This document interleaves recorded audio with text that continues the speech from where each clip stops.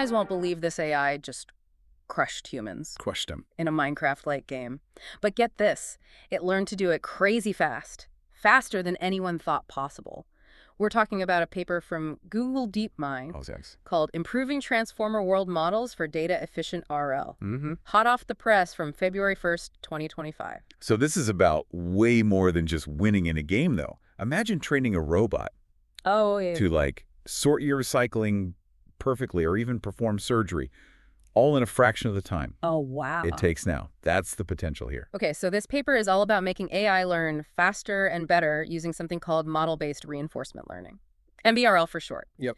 But before we get into how it works, set the scene for us. What's this game about? So the AI's playground is Craftax Classic, a simplified 2D version of Minecraft. It's a tough challenge, though. Every time the AI plays, it's a brand new, randomly generated environment.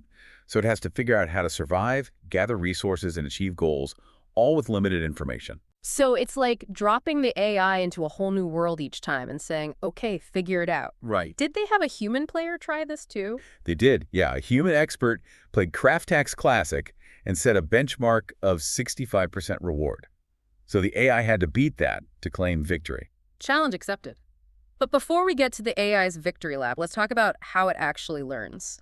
Yeah. I know there are different approaches, right? Absolutely. So you've got model-free reinforcement learning, MFRL, MFRO. which is kind of like learning by trial and error. Okay. You try different things, see what sticks. Gotcha. And then there's model-based reinforcement learning, MBRL. MBRL, which is more like, studying a map before you go on a trip. Yeah. Building a mental model first. So MBRL is like planning ahead, which seems way more efficient. Exactly. And this paper is all about pushing MBRL to the limit to make AI learn as much as possible from every piece of data. But here's where it gets interesting. Okay. They actually started by testing a simple MFRL method. Hold on, you're telling me they used the trial and error approach first. I'm intrigued. Yeah. What happened? Well, they tweaked this simple MFRL system, and surprisingly, it actually outperformed some of the fancier MBRL methods they tested at first. Wow, that's a plot twist. Why is that so surprising? It's like someone who's never seen a map suddenly becoming an expert navigator just by wandering around. It suggests that even simple approaches can be super powerful with the right design choices. Plus, it reminds us that AI is constantly evolving. Sometimes what we think we know gets turned on its head. Okay, enough suspense. Let's dive into the star of the show. Okay. Model-based reinforcement learning. How did they supercharge it to get this superhuman performance? So the researchers introduced several key innovations, and it's helpful to think of it as like climbing a ladder, one rung at a time. I love a good visual. Yeah. So what's the first rung on this ladder of awesomeness? It's called Dyna with Warmup. The basic idea is to have the AI learn from both real experiences in the game and from simulations using its world model. So it's like practicing a skill in real life and visualizing it perfectly in your mind. Both help you improve. Precisely. But the warm-up part is crucial. Just like you wouldn't trust a pilot who's only used a flight simulator. Right. The AI needs enough real-world experience to build a reliable mental model before it starts relying too heavily on simulations. Makes sense. You need a solid foundation before you start building on top of it. All right, what's the next rung on our ladder? Rung 2 is where we get visual. The AI sees the game world as a grid of 7x7 pixel patches. Interesting. So it's breaking down the visual information into manageable chunks? Yeah. What happens to these patches? They get turned into tokens, basically unique labels, by something called a nearest neighbor tokenizer, or NNT. Okay. This is important because transformers, the brains behind all this, work best with these tokens. Think of it like organizing your messy closet into labeled boxes. So it's all about making the AI's learning process more organized and efficient. Exactly. I like it. What's the final rung on this ladder of AI innovation? The final rung is block teacher forcing.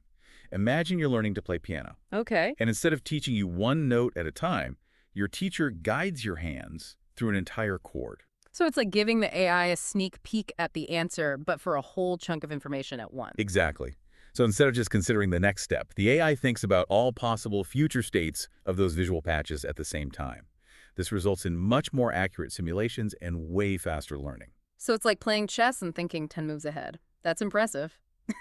Okay, we've climbed this ladder of AI innovation. We've seen how the researchers supercharge model-based reinforcement learning. Now the big question, did it actually work? Did it beat the human player? Drum roll, please. Yes, it did. Their best MBRL system with all these innovations achieved a 67.42% reward on CraftX Classic, beating the human experts' 65% benchmark. That's amazing. It's like the AI equivalent of breaking the 4-minute mile. So this is the first time Anawai AI has outperformed a human on this task. That's right. It's a huge milestone in AI research. But it's not the whole story. While the AI's reward was higher, its score was actually lower than the human players. Hold on, I'm a little confused. What's the difference between reward and score in this context? They sound pretty similar to me. Think of it this way. The reward is like the total points you rack up in a game. The score is more nuanced. It reflects how well-rounded your performance is. Okay, so it's not just about getting a high score, it's about how you get there. Tell me more about the score in CraftX Classic. In CraftX Classic, there are these multiple achievements the AI can unlock, like mini-quests.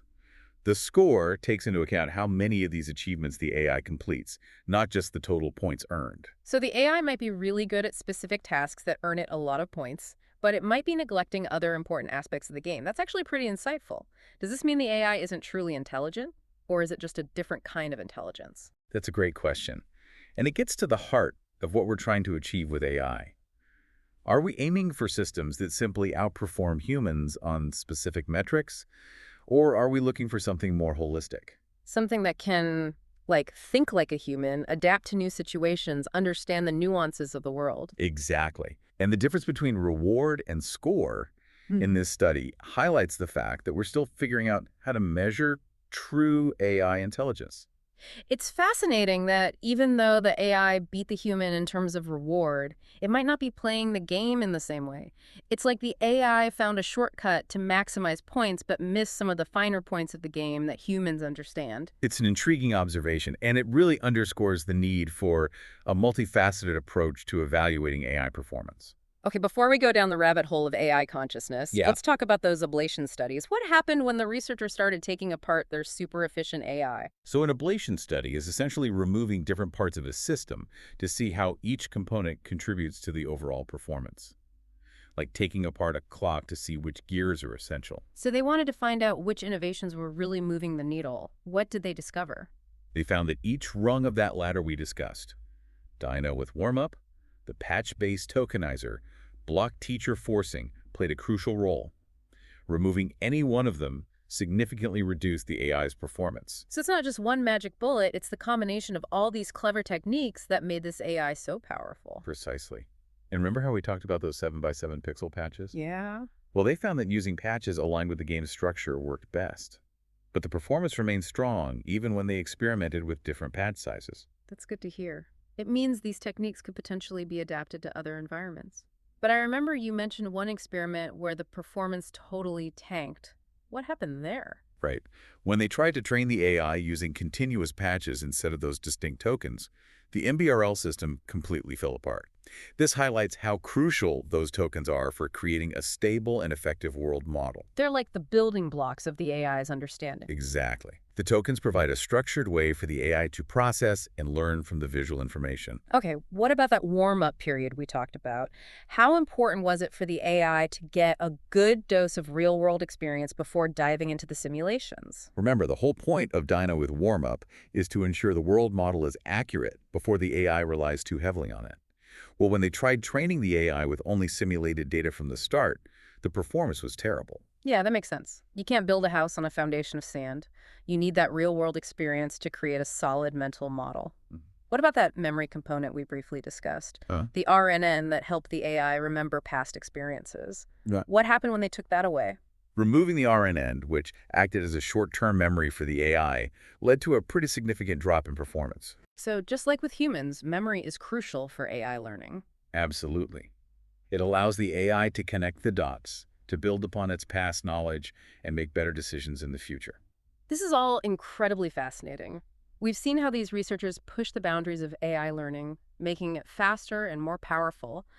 And we've even delved into some philosophical questions about the nature of intelligence. But hold on, I remember you mentioning something called CraftX Full. Fill me in. What's that all about? CraftX Full is, well, like CraftX Classic on steroids. Okay. It's a much more complex version of the game with way more levels and achievements. Okay, so they really cranked up the difficulty. Did the AI still manage to hold its own in this super challenging environment? You bet. Even in CraftHack's Full, the AI showed off its remarkable capabilities. The model-free system achieved a respectable reward of 4.63%, but their model-based system truly shone, achieving a new state-of-the-art reward of 5.44%. Wow, so these innovations weren't just a fluke. They actually scale to much harder problems. This is really exciting stuff. It really is. Yeah. And it highlights the potential of these techniques to transform AI training across a wide range of applications. We've covered so much ground already, but I have a feeling there's still more to unpack, right? More to ponder about the future of AI and what all this means for us. You're exactly right. This paper leaves us with some really thought-provoking questions and potential implications to explore. Welcome back to the Deep Dive. We've been on quite a journey exploring this new research from Google DeepMind.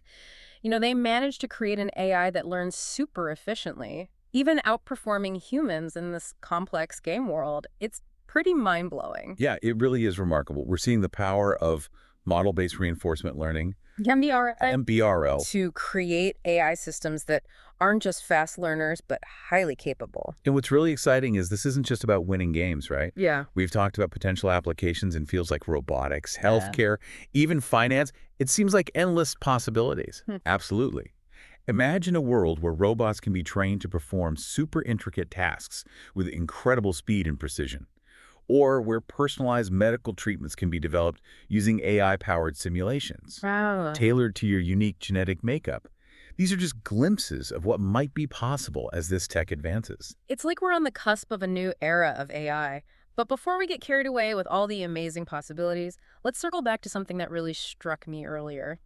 Remember how we talked about the AI getting a higher reward but a lower score compared to the human player? Yes, that was a key insight. It highlights the different ways humans and AI might approach complex tasks.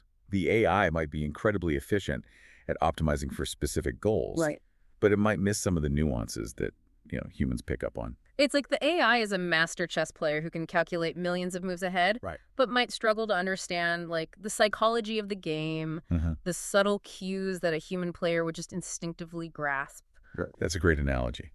And it raises some profound questions about the nature of intelligence, right? Is it simply about achieving high scores on specific metrics, or is it something more holistic, something that encompasses the full spectrum of human cognition, like creativity, empathy, and critical thinking? It makes you wonder if we're even measuring AI intelligence the right way. Are we focusing too much on narrow tasks and benchmarks instead of looking at the bigger picture of what it means to be truly intelligent? These are questions that researchers and philosophers are grappling with as AI continues to evolve, and it's a conversation that we all need to be a part of. Because the future of AI isn't just about technology, it's about understanding the implications of this technology for, humanity as a whole.